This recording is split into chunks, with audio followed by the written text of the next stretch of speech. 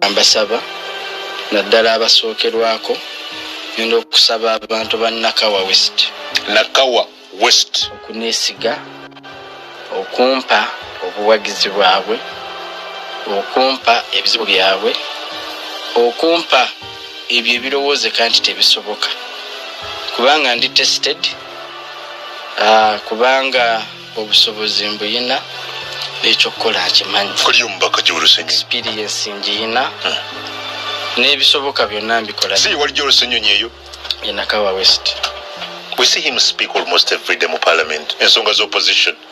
Ensonga z'opposition is but si buli muntu ali mu Nakawa nti opposition.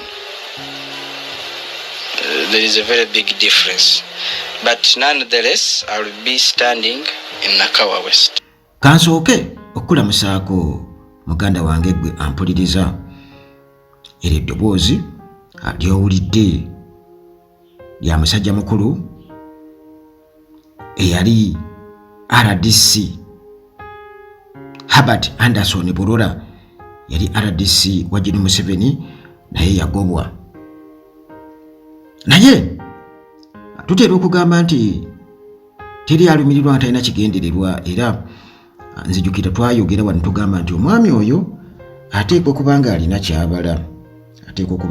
kyabala, era munnange libadde teriri busa, n'ayogera n'avaayo n'ayogera kaati nga omusezi agula sowaani nti yeetaaga okubeera omubaka wa palamenti owa Nakawa West, era nga ayagala kubeera nga akunkumula Joel Ssenyonyi, omubaka kati aliyo Nakawa West omukono mu kibya. Naye nga sinaba kubeera nga neeyongerayo, kansooke ndowooza mukuwe mu bujjuvu yeeyogerere mwe kennyini mwewulirireko.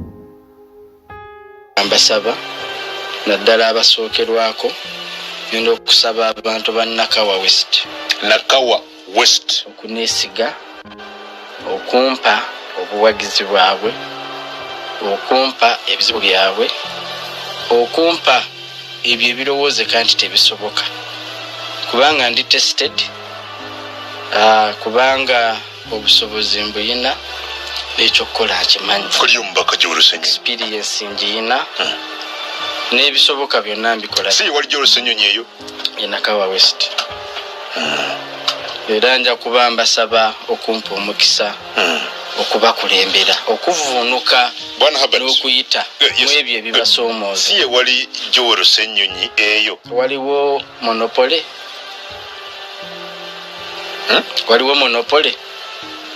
leader of opposition, anti waliwo monopole yasibako nati because I hope he wants to go back there. Yeah, everyone wants. The difference here is we have different ideologies, political ideologies and affiliations. Singa kibadde ndi wa NUP kyandibadde mu kirala. So our difference is in ideology. Do you think he has not represented the people of Nakawa very well? The people of Nakawa will speak. I may have my differences, but the people of Nakawa West will speak whether he has performed or not. What do you say? What do you say? I think there is a very, very, very big gap between the member of parliament and the people he represents. Waliwo omuwaatwa munene tosobola na kugubuuka gwafuuka kiki muwaatwa munene tosobola kugubuuka. We see him speak almost every day in parliament ensonga z'opposition. Ensonga z'opposition is but si buli muntu ali mu Nakawa nti opposition. There is a very big difference, but nonetheless I will be standing in Nakawa West. Oyo ye Anderson Herbert Burora, era nga mugambye yali RDC n'agobwa mu ofiisi, era nga yagobwa Office of the President mu ntandikwa y'omwaka guno olw'okuvaayo n'ayogera ebigambo ku buli bw'enguzi mu palamenti. anti buli kimu kirina okubaako entandikwa. Spark erina okuba ng'ebaawo ate ebiseera ebisinga obungi nti abantu abamu bamanyi okukozesa disadvantage nga disadvantage bwejja bwe ekintu bwe kijja ne kigwawo ate osobola okubeera ng'okikozesa oba singa wabaawo ekintu ekigwawo gwe nga wanoonya dda Spark era osobola okukozesa awantu awo n'oyitawo kubanga abantu babeera beetaga sympathy. Kati munnange ono sisuubira kuba nti akoze ekimala okwogera ku buli bw'enguzi bwa Anita Among n'asibwa n'eruzira. Ekyo simanyi nti oba ddala kimufuula omubaka wa Nakawa West kubanga era abakikumamu omuliro nsuubira okubanga era beebo ate baayagala okubeera nga ajja mu Parliament. Joel Ssenyonyi tosobola kubeera ng'omubuusa amaaso ate ye ali ku ssenta nnyo kubanga leader of opposition ate ono ali butereevu oba obwenya busimbagana butereevu ne Anita Among abusimbagana butereevu ku fula ya Parliament bulijjo. Kale munnange Bulula yagobwa ku RDC oluvannyuma n'akwatibwa. Poliisi ya Parliament yamukwata olw'okuba nti yali akola obulumbaganyi ku Speaker Among nga byayogera munnange bwe bityo biringa ebimufumita ku nsonga y'enguzi. Kakati awo yakyazibwa nnyo mu biseera ebyo ng'ayogerera enguzi ku shows nnyingi nnyo, media shows yaliko era ng'amugerageranya ku bantu abazibu ennyo bannantagambwako abaali babaddewo, n'amugerageranya ku Marie Antoinette mu media shows ze yabangako, ekintu ekyanyiiza ennyo Speaker Among. Kakati bw'ati Bulula munnange ng'era bwe twakyogera nti amaanyi g'ataddemu tayinza kuteekamu buteesi maanyi, wabula tusuubira okuba nti ateekwa okuba nga alina wayagala okubeera nga abbulukukira. Era munnange avuddeyo, abantu bangi bateebereza nti ono nno ayagala kubeera nga ayingira active politics 2026 naye constituency gy'abaleeta naba kubeera nga atutegeeza essaawa eno atutegeezezza nti ayagala ya Nakawa West eri Joel Ssenyonyi.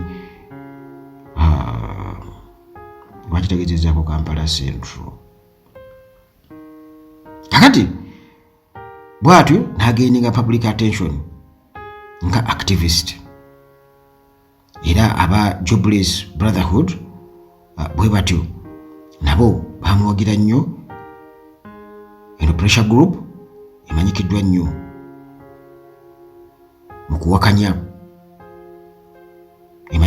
mu kuwakanya buli kigenda mu maaso wano mu ggwanga mu bukyamu, era bano be basuula n'obubizi ku Parliament. Kale era bwe batyo bamuli mabega nnyo aba Jobless Brotherhood. Kati bino byonna munnange yabitutegeezezza nga bw'olabye bw'owulidde akatambi ako, era n'alayira okubeera nti agenda kumaamula Ssenyonyi ku bubaka bwa Parliament bwa Nakawa West mu kalulu akajja, era n'asaba abantu akalulu nga mumuwulidde awo. Naye bagamba nti lubaali bw'omulamu takola kiyitasamirirwa. Ekyo kimala kubanga Bulula abadde tamanyikiddwa nga tetumumanyi. In fact 2023 tubadde tetumumanyi, tumutegedde 2024 nzo okumutegeera nti ensonga ya Anita Among oba okumukaliramu n'ayogera okay, naye ate wano ebintu ebikoleddwa mu ggwanga bingi nnyo, si kya Anita Among yekka. Abaana bawambiddwa ne basibibwa okiwamba abantu, naye ate ba RDC ne ba RCC tukimanyi bulungi nnyo nti eva babadde nga bo babiwagira era nga tebalina kye bakyogerako kiri negative, bawagira biwagire. Kakati obubbi oba Anita Among, ate Anita Among si yekka abba, nti kasokedde nga ayogera ku bubbi bwa Anita Among yali anokoddeyo ku bubbi obulala bwonna nga Bulora. Ayinza okugamba ku Gen. Museveni oba ali ku Anita Among yekka, nti ayinza okuvaayo essaawa eno n'agamba nti Museveni okola bwoti ne bwoti. Kino kyongera okubeera nga kikulaga nti ono era abantu nga bwe bakiteebereza yandibanga ayagala kujjiraawo mpola mpola. Omanyi bannayuganda wano naddala wano mu Central babateganya abantu babalumu batega bwe bati ne mumuwa akalulu n'afuuka Twaha Kajaba ow'enkya, n'afuuka Kazibu Bashiri ow'enkya, ne bamaliriza nga ate mukaabye Twawa. Bagamba gwe walabyeko ye mwana. Bannayuganda baagala omuntu alemezaamu era oyo asobodde okubeera ng'amalako ekisanja kyonna okutwaliza wamu nga tazikizangako ate nga ali royo. Wakati twagala abantu bali royo ku nkyukakyuka, naye kati bano abali yimiridde naaga nti ayimiridde eno n'eri essaawa yonna ayinza okufuuka mool kubanga talinaako waali nti waawano awatuufu ali awo, tetumanyi ekiro gy'abeera.